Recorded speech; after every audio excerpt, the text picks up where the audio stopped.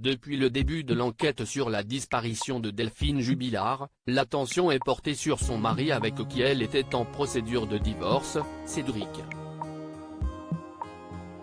L'infirmière de Cagnac-les-Mines qui n'a plus donné de signe de vie depuis le 16 décembre 2020 voulait se séparer de celui qu'elle accusait de lui faire vivre une vie de bidochon. Elle prévoyait également de s'installer avec son nouvel amoureux, rencontré via un site de rencontre l'été précédant sa disparition.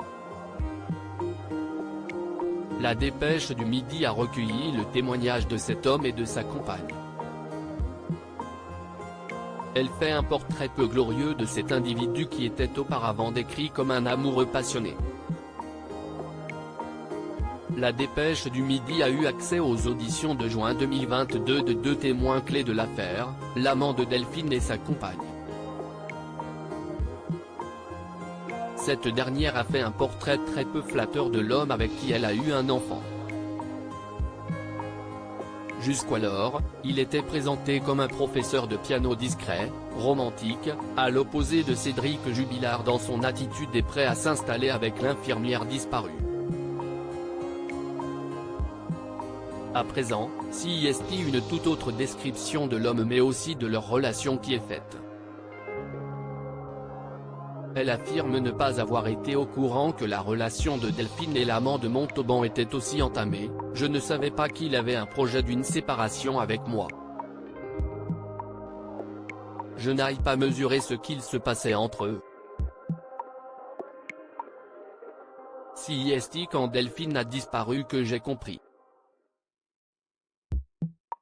Ce qui tranche avec le SMS qu'elle avait envoyé à Delphine le 15 décembre, date à laquelle elle a été vue pour la dernière fois vivante.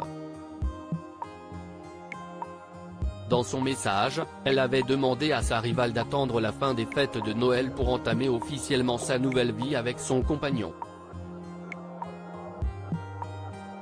Du père de son enfant, elle dira aujourd'hui, « Les gens n'ont pas idée comment il est vraiment. Si je grossissais, il pouvait me quitter, si je ne tenais pas bien la maison, il n'aurait pas voulu d'enfant avec moi. » D'après ses propos, il cumulerait les conquêtes, il a du mal à se stabiliser, et il veut toujours mieux, toujours plus. Il a des quantités de meufs. Vous allez trouver qu'il est super sympa mais CIST un pervers narcissique. Il rabaisse les autres. Ainsi, l'amateur de piano qui travaille dans une grande enseigne de bricolage, n'hésiterait pas à faire un numéro de charme auprès des clientes qui demandent des conseils en plomberie. Quid de la soirée durant laquelle Delphine a disparu, celle du 15 au 16 décembre 2020 ? La compagne trompée affirme qu'elle s'est bien passée et que le couple se serait couché vers 22h30.